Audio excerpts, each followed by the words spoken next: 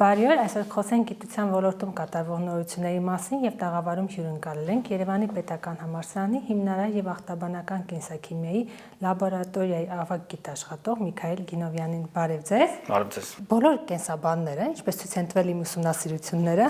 սկզբում ցանկացել են դառնալ բժիշկ։ Հետո նոր ընտրել են կենսաբանի մասնագիտությունը, այդպես եղել է նաեւ ձեր դեպքում։ Ինչը փոխեց ձեր պլանները։ Ուրեմն նայեք, սկզբից մեր քերիներից կողմը բժիշկներ են, ու փոքր ժամանակից անընդհատ այտենց մտքերից մեջ եղել է, որ պետքա ու նաև խորհուրդ են տվել, որ պետքա ես էլ բժիշկ դառնամ, որովհետև լավ էի սովորում։ Հետո այտենց արմատացել էր ու երբ որ արդեն պարապում էի, որ պետքա քննություն հանձնեմ, որոշեցի, որ ռազմաբժշկական, որովհետև բժշկականը դժվար էր ընդունվելը, վճարը բարձր էր, եւ որոշեցի դիմել ռազմաբժշկական ուղղությամբ սովորելու համար, սակայն որոշ հանգամանքների բերումով չստացվեց, ու այդ քննությունները արդեն կարող էի միայն ամենահարմար տարբերակը կենսաբանության ֆակուլտետը դիմելն էր, եւ այսպես դիմեցի, ընդունվեցի, բայց ինչպես ժամանակը ցույց տվեց, ես ոնց որ վերջում էլի հետեկա բժշկություն, այսինքն ինչ որ հիմա անում ենք, մենք իրականում բավականին կապված է բժշկության հետ, պատմությունը էս է, ինձ թվում է ես էլ այդ մարդկանցից մեկն եմ, ովքեր ընտրել են բժշկությունը եւ չում ստացվել է կենսաբանություն։ Մենք մեր օրերում գնահատված չեն կամ պահանջված չեն բնագիտական առարկաները եւ համապատասխան ոլորտները։ Սա ինչի՞ է կապում կենսաբանությունն ու քիմիան, օրինակ վատ են դասավանդվում դպրոցներում, թե բարդ են հասկանալու առումով։ Ճիշտ ասած, չեմ կարող հստակ ասել, թե պատճառները ինչ են, բայց հիմնականում երեխաների մոտ մեծ սեր է լինում բնական գիտությունների հանդեպ, որովհետև դա այդ ուղղություններում բացատրվում են բնության մեջ կատարվող իրադարձությունները, այդ process-ները, նյութերը, որոնց հետ մարդիկ շփվում են եւ բնականից դա հետաքրքիր է երեխաների համար։ Ես ճիշտ ասած չգիտեի, որ չի հետաքրքրում երեխաներին, ինձ համար նոր է, չեմ կարող ասել այնպես որ։ Դե պահանջված չեն։ Նայեք, այն ժամանակ ինչի են, այսինքն մեր սերնդի ժամանակ ինչի են մարդիկ փորձում բժշկական, որովհետև բժշկականը ընդհանրում էր, որ հետագայում բարձր աշխատավարձ, նաև կարևորությունը բժշկության, մարդկության համար, այսինքն կարևորված զգալու այդ հատկանիշը, հա, իսկ այն ժամանակ գիտությունը մեր ժամանակվա մասին է խոսքը բարձր չէր բարձրատրվում, հնարավորությունները քիչ էր, նաև հիմնական պատճառը դա էր, բայց հիմա այսօր մենք լրիվ ուրիշ իրավիճակում ենք, այսինքն հիմա արդեն մեծ ցանկություն կա դեպի կենսաբանություն, քիմիա, որովհետև այս ոլորտներում հնարավոր է կայանալ, հնարավոր է կարևոր գործ անել, ինչպես նաև բավարար վարձատրվել, որպեսզի արժանապատվորեն ապրել եւ կայանալ։ Օրինակ ձեր ժամանակ մասնագիտություն ընտրել եք նրա համար, որ հետագայում շատ գումար կաշխատեիք, թե ամեն դեպքում սիրում էիք։ Ես մեծացել եմ մարզում, Տավուշի մարզում, Շամշադինի տարածաշրջանում, եւ բնության փոքրուց բնության հետ կապը շատ մեծ է եղել եւ բնությունը սիրել եմ, ուսումնասիրել եմ, թե բուսական աշխարհը, թե կենդանական աշխարհը, ու նաև դա է կարևոր դեր խաղացել հետագայում, այսինքն այն հետազոտությունները, որոնք որ հիմա զբաղվում ենք, այդ բնության հետ կապը շատ կարևոր դեր է խաղացել։ Այսինքն փողի մասին չեք մտածել, բայց հիմքվա երեխեքը մտածում են։ Տեսեք, փողի մասին ինձ թվում է բոլորն են մտածում, որովհետև երբ որ դու ռեալ մտածում ես, թե վաղը դու ինչ ես անելու, ինչպես ես ընտանիք պահելու, ինձ թվում է գումարային հարցը շատ կարևոր է։ Եվ պատճառներից մեկը երևի դա է եղել։ Նաև մեր ժամանակ խնդիր էր գործ ճարել, այսինքն սովորելուց հետո, որովհետև մենք բավականին շատ ծանոթներ, ընկերներ ունեինք, որոնք ավարտում էին եւ հնարավորություն չկար գործ ճարելու կամ այսինքն այն գործը, որ ճարում էին, շատ ցածր վարձատրվող եւ հնարավոր չէր դրանով ինչ որ բան անել։ Այնպես որ բոլորիս ով էլ որ ասում է, չգիտեմ ինչքանով է անկեղծ ասում, որովհետեւ մեկը գումարը կարևոր է, որովհետեւ հատկապես այն ժամանակ հիմա այդքան էլ այդպես չի, տղամարդկանց համար շատ կարևոր է բարձր վարձատրելը։ Հիմա նաեւ դա վերաբերում է կանանց, որովհետեւ նույնպես կանայք նույնպես մտածում են, որ պետք է կայանան, պետք է այնքան գումար աշխատեն, որպեսզի ինքնաբավ կարողանան ապրել, այնպես որ ինձ թվում է բոլորս էլ այդ հաշվի ենք առնում։ Ուղղակի այն ժամանակ դա դժվար էր համատեղել սիրած մասնագիտացման հետ, հիմա քանի գնում դա ավելի հնարավոր է դառնում, որովհետեւ ցանկացած համարյա թե բոլոր ոլորտներում, եթե դու կայանում ես որպես մասնագետ, դու պահանջված ես, դու կարող ես բարձր վարձատրությամբ աշխատանք ճարել ի վերջո։ Այնպես որ հիմա այդ առումով նոր մեծացող սերունդը ավելի մեծ հնարավորություններ ունի ընտրություն կատարելու, ընտրելու այն աշխատանքը, որը որ իրեն, այն մասնագիտությունը, որը որ իրեն հաճելի է զբաղվել։ Խոսքում նշեցիք, որ բնությունը միշտ սիրել եք, այդ փոքրուց ձեզ հետաքրել դեղաբույսերը։ Տեսեք, օրինակ մեր մոտ ասենք տարիքով տատիներ, պապիներ, որ խոսում են օրինակ ինչ որ միտեղից ցավում է կամ ինչ որ մի խնդիր ունենք, միշտ ասում են այս բույսը, այս չայը, այստեղից էս հավաքեք, այսինքն այդ ինֆորմացիան անընդհատ պատտվում էր ու բնականաբար հետաքրքրել է, բայց այնպես չի, որ ես այդ տարիքից մտածում եմ, որ պետք է անպայման դեղաբույսերով զբաղվել, պետք է հետազոտել, բայց հետաքրքրասիրություն եղել է, օրինակ տատիս էլ էր շատ պատմում, որ տենց տատական կողմով բուսաբուժությամբ տիրապետող եղել են նախնիներս, այնպես որ այդ հետաքրքրությունը եղել է։ Ու երբ որ այդ առիթը ներկայացավ, ես անմիջապես ոնց որ ասեցի, սա իմն է։ Միանգամից մտածել եք դրանց հակաքաղցկեղային ազդեցությունը բացահայտելու մասին, թե զուտ ուղղակի դեղաբույսերի կարևորությունն է ձեզ գրավել։ Տեսեք, ուրեմն պատմությունը փոքր սկզբից գամ, որպեսզի, այսինքն ինչպես է ստացվել, sense ոնց որ ինքնաբերաբար է ստացվել, այսինքն մագիստր, երբ որ ծառայությունից հետո ընդունվեցի մագիստրատուրա, այդ ժամանակ ես զբաղվում էի իմ այդ ժամանակվա ղեկավարի կողմից մշակված պրեպարատ էր, որը որ ուներ հակամարային հատկություններ, եւ ես ուսումնասիրում էի դրա հակամարային հատկությունները, այնուհետեւ երբ որ հարց առաջացավ արդեն ասպիրանտուրայում ընդունվելու հետ կապված եւ թեմայի ընտրության հետ կապված, այդ պրեպարատի մասով անելիքները շատ չէին, այսինքն ինքը հայտնի նյութերի խառնուրդ էր եւ գիտական ինքը կիրառական նշանակություն ուներ, բայց գիտական տեսանկյունից ինձ համար այդքան էլ հետաքրքիր չէր եւ այդ ժամանակ երբ որ պրոֆեսոր Թրջյանի հետ քննարկում էինք թե ինչ թեմայով կարելի է անել, ինքը առաջարկեց, որ կարելի է բույսերի հատկությունները ուսումնասիրել, քանի որ գիտենք, որ Հայաստանի ֆլորան ինչ մեծ բազմազանություն ունի, ինչ մեծ պոտենցիալ կա։ Ես երբ որ այդ առաջարկ եղավ, այսինքն Հայաստանի ֆլորայի դեղաբույսերի հակամարային հատկությունները ուսումնասիրենք, դրանց հակաօքսիդանտային, միանգամից երկու ձեռքով ասեցի անպայման ու այդտեղից սկսվեց ամեն ինչ։ Հիմա դուք ինչ եք ուսումնասիրում։ Ասպիրանտուրայի փուլում ուրեմն ես առաջի տարին ինտենսիվ քննարկումների մեջ էի տարբեր այն մարդկանց հետ, ովքեր ինֆորմացիա ունեին ավանդական բժշկության մեջ այն դեղաբույսերը, որոնք կարող են ինֆեկցիաները բուժել, այսինքն որոնք կարող էին ունենալ հակամարային հատկություններ եւ այդպես մի հատ մեծ ցանկ հանեցինք, նաեւ գրականություն ուսումնասիրելով, հայկական դեղագրքերը ուսումնասիրելով 30 բույսի ցանկ մշակվեց, դրանց տարբեր հատվածների տերև, ծաղիկ, որոնք որ կիրառվում են ավանդական բժշկության մեջ, այդ բոլորը ես հավաքեցի, բուսաբանների հետ մենք որոշ նույնականացրեցինք դրանք ու սկսեցինք դրանց հակամարային եւ հակաօքսիդանտային հատկությունների ուսումնասիրությունը եւ հետազոտությունները ցույց տվեցին, որ դրանց մեջից մի քանիսը ունեն շատ բարձր հակամանրային, հակասնկային հատկություններ եւ այս թեման դարձավ իմ ատենախոսական աշխատանքը երբ որ այսինքն այդ մասով սկզբից հակամանրային միայն հատկություններն էին ուսումնասիրում հետագայում արդեն երբ որ Ավտենիլյան Նիկոլայի կողմից երբ որ արդեն ավարտել էի առաջարկ եղավ որ համատեղ հետազոտական գրանտ գրենք այդ դեղաբույսերի նաև հակաքաղցկեղային հատկությունների ուսումնասիրության վերաբերել եւ այստեղ սկսվեց արդեն դրանց հակաքաղցկեղային ուսումնասիրությունների պատմություն գրանտը հաջողությամբ գրեցինք ստացանք եւ արդեն ժամանակ ես տեղափոխվեցի հիմնարար եւ ախտաբանական լաբորատորիա Ավտանդլյանի ղեկավարությամբ սկսեցինք այս հետազոտությունները ու քանի գնում արդեն ծավալվում է նորոգություններ են բացվում ու բավականին հետաքրքիր արդյունքներ են ստացվում։ Որքանով գիտեմ, մի քանի տարի առաջ հենց դեղաբույսերի հետ կապված ուսումնասիրություն որ կատարում եք, կրծքագեղձի քաղցկեղը կանխելու ուղղությամբ էր, հա։ Այո, ուրեմն տեսեք մենք ընդհանուր, այսինքն ոչ միայն կրծքագեղձի քաղցկեղն ենք թիրախավորում, ուղղակի մեր մոդելը հենց կրծքագեղձի, որովհետև Հայաստանի համար ինքը շատ արդիական է, հետո ինքը շատ լավ մոդել է, դրա մեջ նաև դեղակայունություն է դիտվում, այսինքն ուսումնասիրության համար բավական հետաքրքիր մոդել է, նաև մենք դրա կենթանական մոդելը ունենք, այսինքն in vivo կարողանում ենք հետազոտություններ անել, դրա համար մեր հիմնական հակաքաղցկեղային հատկությունների ուսումնասիրությունը կենթանական մոդելում իրականացնում ենք կրծքագեղձի քաղցկեղի մոդելում եւ այնտեղ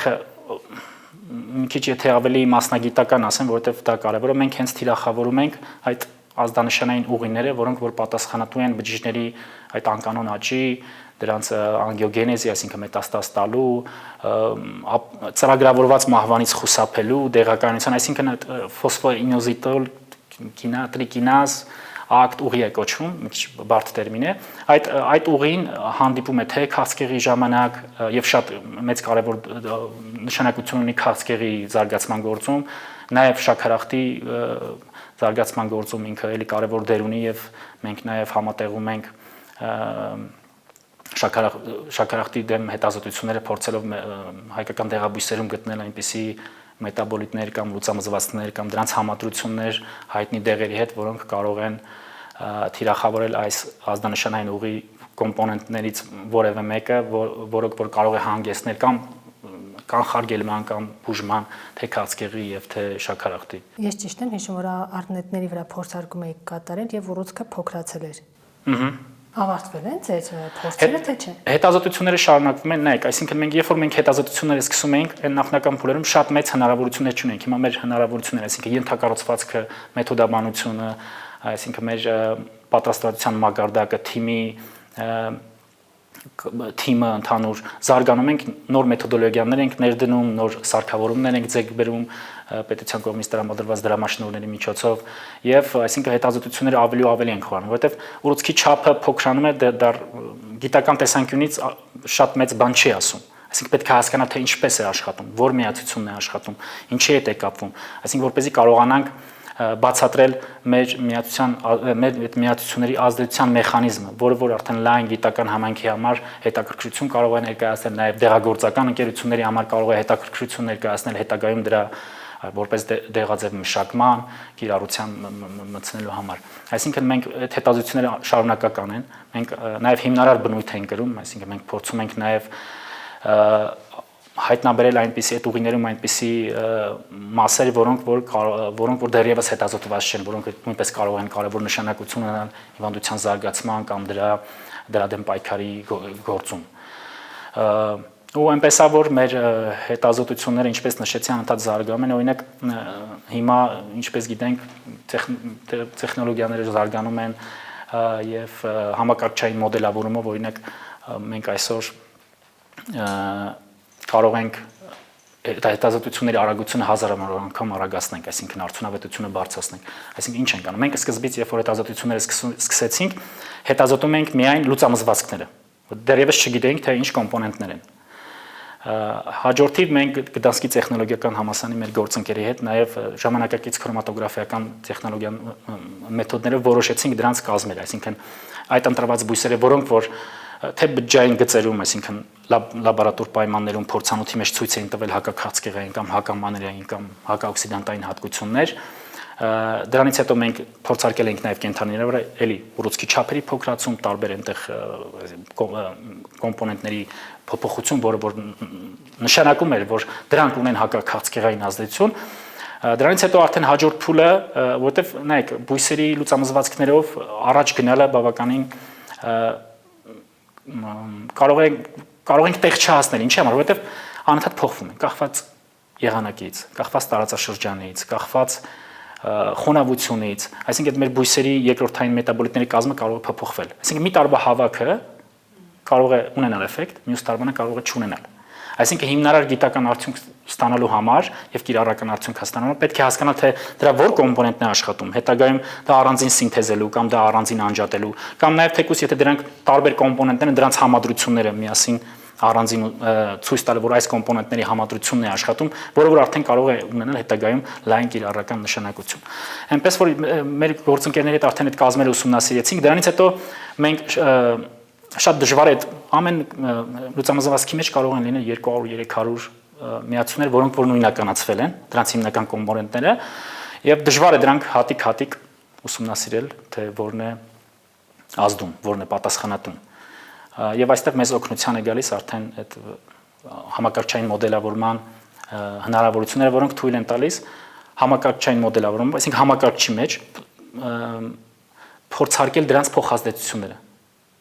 Այսինքն տեսնել թե օրինակ այս կոմպոնենտից որը կարող է գնել այդ մեր ազդանշանային ուղին, տարբեր կոմպոնենտները որ կան, դրանցից որ կոմպոնենտի հետ կարող է կապվել, որին կարող է արգելակել կամ խթանել ու այդպես ունենալ բուժական նշանակություն։ Եվ այդ մոդելավորման միջոցով մենք այդ հազարավոր միացություններից ընտրում ենք, ասենք 4-5 միացություն, որոնք որ արդեն շատ մեծ հավանականությամբ կարող են ազդեցություն ունենալ, ու արդեն հաջորդ փուլում, ներկա փուլում մենք հիմա այս հասել ենք այս փուլին, այսինքն այդ առանձին կոմպոնենտները կամ դրանց համադրությունները արդեն էլի փորձարկում ենք թե լաբորատոր պայմաններում, այսինքն փորձանոթի մեջ, բջջային գծերում եւ թե in vivo մոդելներում եւ բավականին հետաքրքիր արդյունքներ կան, հրապարակումները կան, այնտեղ նկարագրված է նաեւ մեծ հեռանկար կարող է լինել։ Սա ձերթվարկած երկու հիվանդությունների դեպքում, թե նայեք, այսինքն լաբորատորիայում արդեն ձևավորել է մեկ գիտական խումբ, ներկայումս նաեւ մի հատ նոր գիտական խումբ ենք ուզում ձևավորել իմ գլխավորությամբ, որը որ կուսումնասիրի դեղակայունությունը, այսինքն հակաբիոտիկ կայունությունը կամ դեղակայունությունը թե քաղցկեղային բջիջներում եւ թե բակտերիաներում, այսինքն բազմապրոֆիլ է, լաբորատորիան մեծ լաբորատորիա է, բազմապրոֆիլ հետազոտություններ ենք անում, թե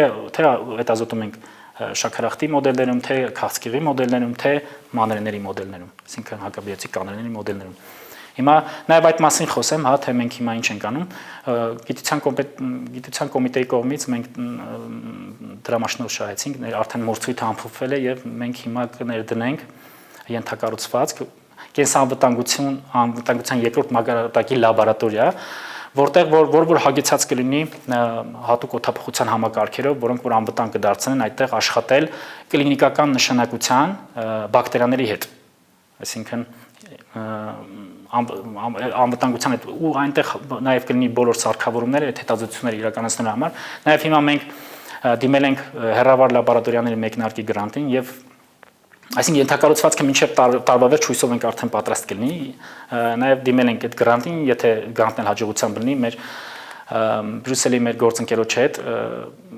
նաև կհիմնադրենք գիտական լաբորատորիա, որը որ արդեն այդ ենթակառուցվածքում կիրականացնի այս հակաբիոտիկ դեղակայունության ուղղությամբ հետազոտություններ։ Մի երկու խոսքով կարող եմ ասել ինչ է, որովհետև այդ դեղակայունությունը շատ արդիական թեմա է, որովհետև թե քաղցկեղային, օրինակ քաղցկեղների 90%-ի դեպքում քիմիոթերապիան երբ որ ձախողվում է, պատճառը այդ դեղակայունությունն է, որը որ տարբեր պատճառներով կարող լինի։ Հիմնական պատճառներից մեկը, այսինքն դրանք բջիջները, քաղցկեղային բջիջները ունենում են մեծ քանակով պոմպեր, ավելի շատ, քան նորմալ բջիջներում, այսինքն դրանք արտազատող պոմպեր են, երբ որ դեղը անցնում է բջջի մեջ, դուրս է շպրտում։ Այսինքն դեղի այնպիսի կոնցենտրացիա բջջի մեջ չի կարող ստեղծվել, որը որ կճնշի բջջի աճը կամ կսպանի դրան։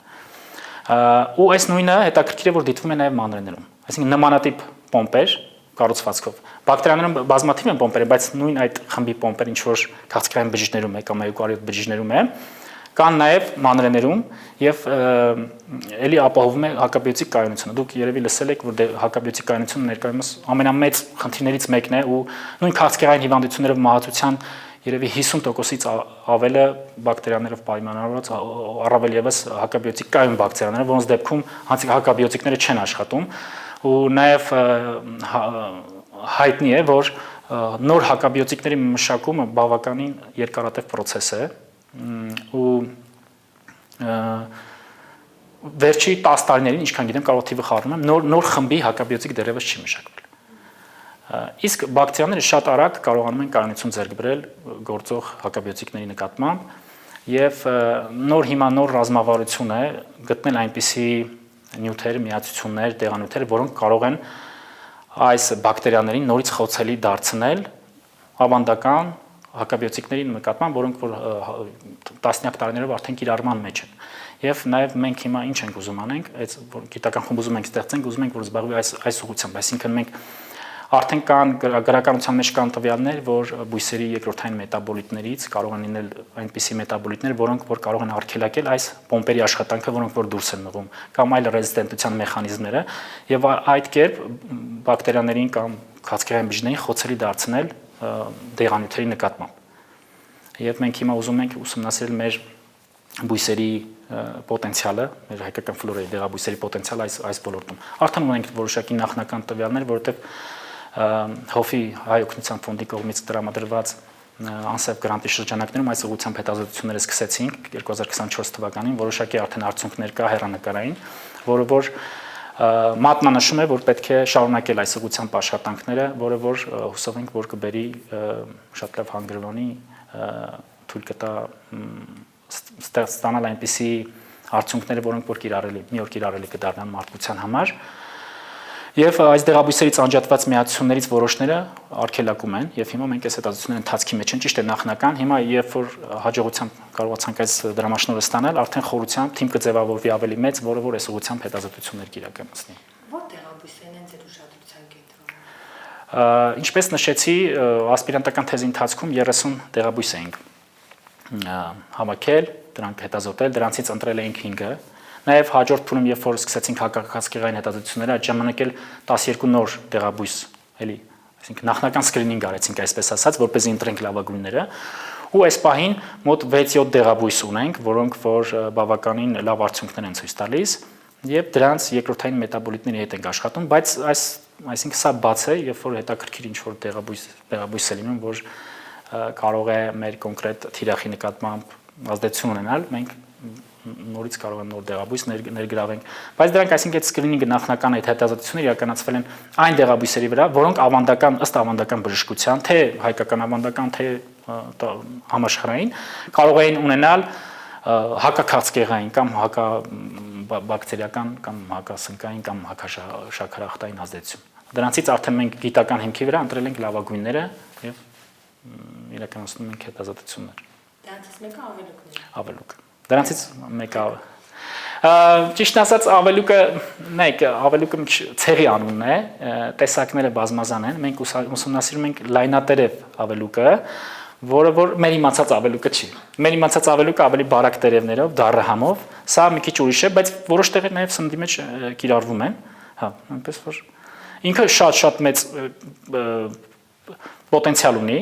ինքը ունի թե հակաբակտերիական, թե հակաքաղցկեղային ազդեցություն եւ նրա ազդեցությունը, ասենք, տարբեր խմբի բակտերիա նկատմամբ, այսինքն թե սնկերի նկատմամբ, շատ հետաքրքիր դեղաբույս։ Բավականին արդեն այդ թեմայով տպագրություններ ունենք։ Հիմա նաև դրա կազմում գտնվող որոշ մետաբոլիտներ ենք ուսումնասիրում, արդեն առանձին եւ էլի բավականին հետաքրքիր արդյունքներ ունենք։ Հիմա հոդվածները այդ հոդվածը արդեն ուղարկել ենք տպագրության, հուսով ենք կտպագրվի առանձին արդեն կոմպոնենտով։ Այլ երկրներում նմանատիպ ուսումնասիրություն կատարվում է։ Եւ կան նույն դեղաբույսերը, թե Հայաստանն ուրիշ է։ Տեսեք, մենք այնպես չի որ ուսումնասիրում ենք էնդեմիկ դեղաբույսերը, որտեղ էնդեմիկները օրինակ այն ժամանակ որ սկրինինգ արեցինք, նաև էնդեմիկ տեսակներ կար, բայց էնդեմիկները չընտրվեցին։ Հիմա այնպիսի դեղաբույսեր են, որոնք որ նաև տարածաշրջանում կան կամ ասենք Եվրոպայում կամ ուրիշ երկրներում, բայց այնպես է որ Հայաստանի կլիման յուրահատուկ է դարձնում մեր դեղաբույսերի հատկությունները, այսինքն արևի այդ ուլտրամանուշակագույն ճառագայթման հզորությունը, թե օդի բաղադրությունը, թե բարձրադիրությունը, ավելի երկրորդային մետաբոլիտները, որոնք որ արտադրվում են բույսի պաշտպանական կամ հարմարվելու համար, այսինքն տարբեր սթրեսային գործոնների կամ մրցակցելու համար, ավելի բարձր է սովորաբար։ Եթե բարձր չի, անպայման տարբերվում է, այսինքն յուրահատուկ է։ Նաև դեղաբույսերի հետաքրքրությունը սրանում է, որ երբ որ համեմատում ենք օրինակ մեր ստացված տվյալները նույն տեսակի բույսի, օրինակ Լեհաստանում աճած կամ ուրիշ երկրում աճած, բավականին մեծ տարբերություններ կա կազմի եւ նաև ազդեցության։ Այսինքն շատ ուժեղ մրցակցություն է մեր գիտնականների եւ արտերկրի գիտնականների միջեւ։ Հա, ուղղակի այստեղ մի հատ հարցն է, որ գիտության համար ամենակարևոր պարամետրից մեկը այն է, որ մենք կարողանանք կայունություն ապահովել, այսինքն նույն տվյալները կապ չունի թե որտեղ ենք անում, նույն տվյալները ստանանք, այսինքն ստանդարտացնենք, որը որ բույսերի դեպքում դժվար է։ Դրա համար, երբ որ արդեն ուզում ենք բարձր ազդեցության գործակցով պարբերականներում տպագրել, այդ հարցը առաջանում է, որ լուծամզվածքով դժվար է տպվելը։ Որտեղ ինչպես նշեցի, դրանք տարբերվում են։ Հիմա, այսինքն նույն տեղանքից ուրիշ գիտնականը կարող է գալ հավաքել, հետազոտել, բայց տարբեր ազդեցություն տեսնել։ Դրա համար ավելի կարևոր է գնալ դեպի առանձին դրա մեջ գտնվող կոմպոնենտները, ցույց տալ դրանց արդյունավետությունը։ Ճիշտ է, այնպես է, որ բույսի ազդեցությունը, բույսի այդ լուծամզվածքի ազդեցությունը պայմանավորված չի մեկ միացությունով, մեկ կոմպոնենտով։ Դրանք սովորաբար բազմաթիվ կոմպոնենտների համատեղ ազդեցություն է, այսինքն սիներգիստիկ ազդեցություն է։ Նաև այդ դժվարությունը ներկայացնում թե գտնել որ կոմպոնենտներն են, որ համատեղ ապահովում են այդ էֆեկտը։ Բայց շատ լավ կլինի, որ առաջինը մենք բացահայտենք եւ ցույց տանք Այդպես էլ հակակարծիքային անում ենք, փորձում ենք այդպես էլ անել։ Հիմա, այսինքն արդեն ներդրվել են, ինչպես նշեցի, բավականին նորագույն մեթոդոլոգիաներ, նորագույն սարքավորումներ, որը որ մեզ թույլ է տալիս ներբջջային մակարդակում ցույց տալ ազդեցության մեխանիզմները, թե այդ կոմպոնենտը ինչպես մտավ, ինչի հետ փոխազդեց, ինչպես արդյունք դրսևորեց, ու նաև դրա շնորհիվ մրցակցել միջազգային ամբողջ աշխարհի գիտնականների, զարգացած երկրների գիտական համայնքի հետ։ Դուք աշխատում եք նաև արյունաբանական կենտրոնում։ Այո։ Եվ կարելի ասել ստեղծում եք պատրաստուկներ, որոնք օգնում են երեխաներին, ճիշտ եմ բացատրում։ Համարյա։ Իրականում երեխաների պաշտպանելու համար է, բայց այդ դեղամիջոցը ստանում են կանայք, հղի կամ ծննդաբերությունից հետո։ Մի փոքր նկարագրեմ, ուրեմն Արյունաբանական կենտրոնում ընդունվել եմ աշխատանքի դեռևս 2011 թվականին, այսինքն երբ որ ընդունվեցի մագիստրատուրա, ու այնտեղ դեռևս 75 թվից, 1975 թվից կար այս հակառեզուս իմունոգլոբուլին պրեպարատի արտադրությունը, ուրեմն դա ինչ է ինձ ներկայացնում, երբ որ ռեզուս բացական կանայք ունենում են ռեզուս դրական հղիություն, այսինքն այդ հղիության ընթացքում, երբ որ պտղի արյունը կամ ծննդաբերության ժամանակ, երբ որ պտղի արյունը խառնվում է մոր արյան հետ, դա հանգեցնում է նրան, որ օտար է ճանաչում այդ արյունը, ռեզոդրական, ու դրա դեմ հակամարմիններ, այսինքն հատուկ նյութեր է մշակում, որոնք որ կարող են անցնել այդ պլացենտար թաղանթով ու հղիության ընթացքում վնասել, այսինքն քայքայել պտղի էրիթրոցիտները, կարյան կարմիր բնջիջները եւ ինչը կարող է հանգեցնել երեխայի մահվան կամ հաշմանդամության։ Սակայն 1965 թվականից հետո այս խնդիրը իր լուծումը գտել է, երբ որ մշակվել է այս պրեպարատը։ Ուրեմն ինչ է դա իրենից ներկայացնում, երբ որ այսինքն այն կանայք, որոնք որ արդեն իմունիզացված են, այսինքն ունեն այդ իրենց արյան մեջ այդ կոմպոնենտները, որոնք որ այդ կանանցից կամ տղամարդկանցից պլազման հավաքվում է եւ դրանցից անջատվում են այդ կոմպոնենտները եւ երբ որ հղիության կամ ծննդաբերությունից հետո, երբ որ այսինքն այդ արյան խառնվելու process-ը կարող է տեղ ունենալ, երբ որ ներարկում է, դա չեզոքացնում է այդ խառնված արյունը ու պաշտպանում է պտղին։ Ուրեմն, երբ որ ես ընդունվեցի, այդ ժամանակ հին մեթոդով էինք արտադրում, հետագայում 2014-ից 18 թվականներին ներդրեցինք նորագույն տեխնոլոգիաներ, նորագույն պայմաններում եւ սկսեցինք արտադրել միջազգային չափանիշներին, ստանդարտներին համապատասխան դեղամիջոց, որը որ լուծում է այս խնդիրը մեր երկրում։ Ես ճիշտ եմ հասկանում, եթե հղիի մոտ արյունը երկրորդ բացասական է, օրինակ, խոսքը դրա մասին է։ Կապված չէ առաջի, երկրորդ, երրորդ, չորրորդ խմբից, դա ռեզուս պատկանելությունից է կախված։ Նայեք, ինչ է այդ ռեզուսը, այսինքն էրիթրոցիտներ, արյան կարմիր բջիջների վրա տարբեր թելեր կան, սպիտակուցային թելեր կան, կախված թե ինչ թել կա, որոշվում է թե որ խմբի է։ Այդ ռեզուս թելը, ռեզուս բացականների մոտ ինքը բացական է, այսինքն չկա այդ սպիտակուցը։ Իսկ դրականների մոտ կա այդ ռեզուս սպիտակուցը։ Ու երբ որ ռեզուս այդ թելը ունեցող արյան բջիջը հայտնվում է ռեզուս բացական օրգանիզմում, նրա մոտ չկա այդ սպիտակուցը։ Օտար է ճանաչում, ասում է, այս ինչ է այն մոտ։ Սկսում է դրա դեմ պայքարել, այսինքն օտար է ճանաչում ու սկսում է դրան վերացնելու գործողություններ անել։ Ու արտադրում են նյութեր, որոնք որ արդեն գնում եւ չեզոքացնում են այդ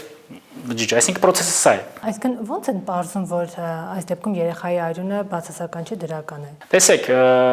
հիմա Հայաստանում, այսինքն այս վերջերս արդեն ներդրվել է, առավել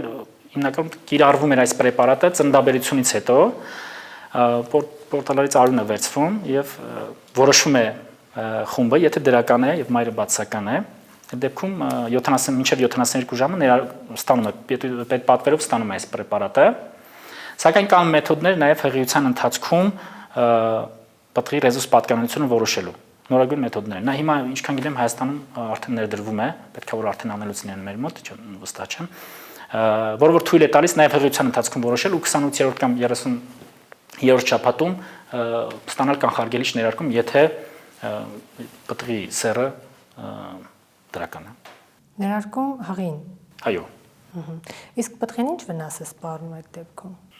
Մենք սա կանխարգելիչ պրեպարատ է, ոչ մի վնաս չկա։ Եթե ներարկում չլինի, վնաս կա։ Եթե տեսեք, երբ որ ինչպես նշեցի ռեզուլտատական կինը, երբ որ ռեզուլտատական պտղով հղի է, հղիության ընթացքում կարող արյունը խառնվի։ Առաջի հղիության ժամանակ սովորաբար խնդիր չի լինում, այսինքն մինչև որ այդ իմունիտետը մշակվում է, մինչև որ մոր օրգանիզմում մշակվում են այդ նյութերը, այդ հակամարմինները, որոնք որ կարող են անցնել եւ վնասել պտղին, տեղի չի ունենում, որովհետեւ արդեն ծննդաբերությունը տեղի ունենում։ Սակայն երբ որ այդ process-ը գնացել է, արդեն հաջորդ հղիության ժամանակ, սովորաբար խնդիրը առաջանում է երկրորդ, երրորդ, չորրորդ հղիությունների ժամանակ։ Երբ որ արդեն մոր օրգանիզմում կա այդ պատրաստի հակամարմինները, եւ նորից նա կրկին անգամ հղիանում է ռեզոստերական պտղով, արդեն այդ ժամանակ անցնում են պլացենտայով։ Տեսնում են, որ օտար մարմին կա, սկսում են պայքարել ու արդեն ինքը մինչև 15% մահացություն է, մահացության տոկոս է եղել մինչև այս դեղի մշակումը։ Այսինքն բոլոր ռեզոստատական այն հղիությունները, որոնք որ ունենում են դրական պտուղ, այդ դեպքում 15%-ի մոտ այդ խնդիրը դիտվել է, այսինքն երեխան ծնվել է կամ հաշմանդամ, կամ լուրջ խնդիրներով, կամ մահացած։ Դեղը երբ է մշակվել։ 1965 թվականին է մշակվել, առաջի անգամ։ Կիրառվել է։ Հա, 1965 թվականից կիրառվում է։ Դրա տարբեր արտադրության մեթոդներ կան, տարբեր երկրներ տարբեր մեթոդներ են կիրառում։ Մեր մոտ արտադրությունը սկսվել է 1975 թվականից ու շարունակվում է մինչև օրս։ Իսկ պահանջը շատ կա, թե անհրաժեշտ 1000-ից 1 է լինում։ Նայեք, այսինքն ինքը կախված է ծնելիությունից։ Սովորաբար մեր պոպուլյացիայում 15% է ռեզոստատական բնակչության թիվը եւ նաեւ պետք է, այսինքն երբ որ եւ մայրը եւ հայրը ռեզոստատական են, դեպքում ռեզոստատական երեխա չի լինի։ Սովորաբար մոտավորապես ծնունդների 6.5%, ինչքան գիտեմ, այսինքն 15-ի 6.5-ից 7.5%-ն է, որ այս խնդիրը կարող է լինել։ Այսինքն ընդհանուր միջինացված այս 6.5-ից 7.5%-ն է, որ կարիք ունի մեր պրեպարատի, որը որ տարեկան 4-ից 5000 սրբակ։ Ինչպես հասկացա, բժշկությունից դուք ընդհանրապես չեք հեռացել։ Ոչ։ Բայց որպես գիտնական ինչ երազանք ունեք։ Անընդհատ փոխվում են երազանքները, այսինքն երազանքը դառնում է նպատակ, նպատակը դառնում է իրականություն, ծնվում են նոր երազանքներ։ Իրականում ամենամեծ երազանքը անել մի այնպիսի բան, որը որ կփոխի մարդկանց կյանքը, կլավացնի մարդկանց կյանքը, որովհետև նույն ես աշխատում եմ հիվանդանոցում, տեսնում եմ այնպիսի մեր մոտ էլ այնպիսի հիվանդներ կան, որոնց որ շատ ծանր հիվանդներ են, շատ դեպքերում ելքը դրական չի լինում, եւ երբ որ տեսնում ես, որ հնարավոր է դու կարող ես կամ դու ինչ որ մի բան անել, որպեսզի այդ process-ը փոխել դեպի դրական ելքը։ Դա ամենամեծ երազանքն է, որ օրինակ նույն այս արտադրությունը, որ մենք իրականացնում ենք, դա ինձ համար երազանք իրականացում է, որովհետև ես ինձ շատ բավարարված եմ զգում, որ այսինքն մարդկանց կյանքը կարողանում ենք ինչ որ չափով բարելավել, այսպես ասած, ինչ որ խնդիր, որը որ կարող էր առաջանալ, կանխարգելել։ Նույնը գիտության մեջ։ Իրականում դա շատ դժվար ճանապարհ է, որովհետև մենք երբեք նույն այս մեր հետազոտությունում երբեք կարող է մենք դա չհասնենք դրան, բայց մենք օգնում ենք այդ ընդհանուր գործին, այսինքն այն գիտնականները, որոնք զբաղվում են այս ուղղությամբ հետազոտություններում, ինչ որ մենք էլ մեր փոքրիկ ներդրումն ենք ունենում, որովհետև մենք կարող ենք ինչ որ մի հատ հետազոտություն անել, ինչ որ գտնենք մի հատ միացություն, ցույց տանք, որ սա ինչ որ թիրախի վրա ազդում է, ուրիշները վերցնեն, դա շարունակեն եւ վերջում դա դառնա դեղամիջոց եւ ստացվի, որ մենք այդ ընդհանուր գործի մեջ ինչ որ մի փոքրիկ ներդրում ունեցանք։ Ես էլ ուզում եի հարցնել, քանի տարի է պահանջվելու վերջնական արդյունք ստանալու համար դեղամիջոցի առումով։ Դժվար է ասել։ Իրականում, ինչպես ես նշեցի, դա ամեն օր արդեն արդյունքների հետ։ Ինչի՞ համար, օրինակ ես մի այսպիսի բան նկատեցի, երբ որ այս լայնատրև ավելուկը Rumex optosifolis է կոչվում, երբ որ ես առաջին անգամ հետազոտությունները սկսեցինք, առաջի տպագրությունը եղավ, երբ որ մենք փորձում էինք համեմատել գրականության տվյալների հետ, ոչ մի գրական տվյալ չկար, որը որ կուսումնասիրեր օրինակ այդ տեղաբույսի լուծամզվածքի հակամարային հատկությունը։ Եվ երբ որ 5-6 տարի հետո մենք հետ վերադարձանք նրա հակամարային հատկություններին, բազմաթիվ էին։ Ճիշտ է, կարող է դա պատճառը այն չլինել, որ մեր տպագրությունը, բայց կարող է եւ կորելացիա լինել, այսինքն մարդիկ նայում են գրականություն են նայում։ Այսինքն մենք այդ մասով օգնեցինք, որ այդ ուղղությամբ հետազոտությունը, այսինքն արդյունք ունեցանք, դա էլ է արդյունք։ Չգիտեմ։ Տարին դեղ մշակելը շատ երկարատև process է, շատ ֆինանսատար process է։ Սովորաբար գիտնականները անում են դրա որոշակի մասը, այսինքն ցույց են տալիս, որ աշխատում է, դրանից հետո արդեն դեղագործական կամպանիաների գործն է։ Դե բիզնեսն էլ շատ չի հետաքրքրվում գիտությամբ։ Դեղագործական բիզնեսը ինձ թվում է հետաքրքրում է։ Ուղղակի փոքր երկրներում դա մի քիչ դժվար է, սովորաբար մեր նման երկրներում դեղագործական ընկերությունները արտադրում են ջեներիկ դեղեր, այսինքն արդեն մեծ կիրառություն ունեցող դեղեր, որովհետև նոր դեղի մշակումը շատ ծախսատար է, բայց հուսով ենք, որ մի օր նաև Հայաստանում կունենանք դա, այդպիսի տենդենց կա, որ դեղագործական ընկերությունները կարող են օրինակ պատվիրել ինչ որ մի հատ միացություն կամ կոմպոնենտ, որը որ կարող է թիրախավորել ինչ որ բանի, այսինքն process-ը գնա, որովհետև ամբողջ աշխարհում այդպես դեղագործական պատկերություններից պատվերը, նո այսպես ասած պատվերը այնպես չի, որ պատվիրում են, նո այսինքն պահանջ է դրվում, որ այս կոմպոնենտը պետք է գտնել ու գիտնականները աշխատում են, հետո սենց Կա թեմա, որը ձեր ուշադրության կենտրոնում է եւ ապագայում ցանկանում եք զբաղվել դրանով։ Ինչպես նշեցի, տեղակայունությունն է իմ հիմնական, արդեն ասպիրանտական հետազոտությունների ժամանակ մեծ հետաքրքրություն կար հակամանրային հատկությունների եւ հիմա ես ահագին ժամանակ զբաղվում ենք ոչ հակամանրային հատկությունների ուսումնասիրությամբ, հիմա այս անսեպ դրամաշնորհից հետո սկսվեց նորից վերսկսեցինք հետազոտությունները, հիմա ուզում ենք խումբ ստեղծենք եւ այս ուղղությամբ խորացնենք մեր հետազոտությունները, այնպես որ ես կուզեի, որ այս ուղղությամբ մենք խորացնենք աշխատանքները։ Իդեպ շատերը դեղաբույսերի դաշտերից քայլում են եւ հետո վաճառում են, արդյոք դա ունի բացասական ազդեցություն։ Նայեք, իհարկե կարող է ունենալ, եթե անկառավարելի է այդ ամեն ինչ։ Օրինակ, երբ որ մենք տպագրության ենք ուղարկում հոդվածները, այնտեղ այդ բարբերականների կողմից պարտադիր պահանջ է լինում, թե դուք որտեղից եք հավաքել։ Ունեք թույլտվությունը, այսինքն ձեր նախարարությունը թույլատրել է, որ դուք հավաքեք։ Այսինքն սա իրականում պետք է կարգավորվի, որովհետև հասարակ օրինակ ասեմ, մեր գյուղում չաման ենք ասում, ինքը դեղաբույս է, որը որ թեյի մեջ է օգտագործվում, ու երբ որ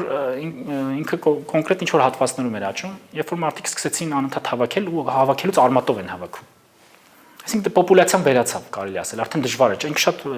համեղ թեյ է ստացվում, բայց չէինք ճարում։ Հիմա նորից վերականգնվել է, այսինքն դա կարող է հանգեցնել իրականում իհարկե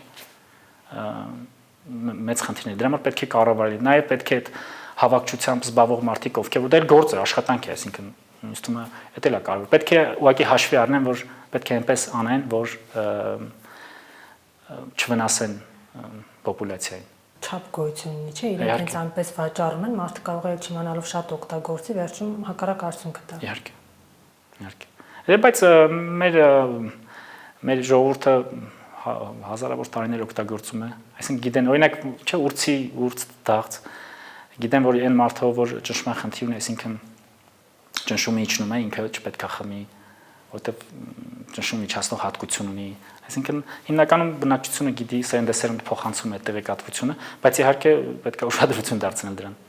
Շնորհակալություն։ Շնորհակալություն։ Մենք զրուցում ենք Երևանի պետական համալսարանի հիմնարար եւ ախտաբանական կենսաքիմիայի լաբորատորիայի ավագ գիտաշխատող Միքայել Գինովյանի հետ։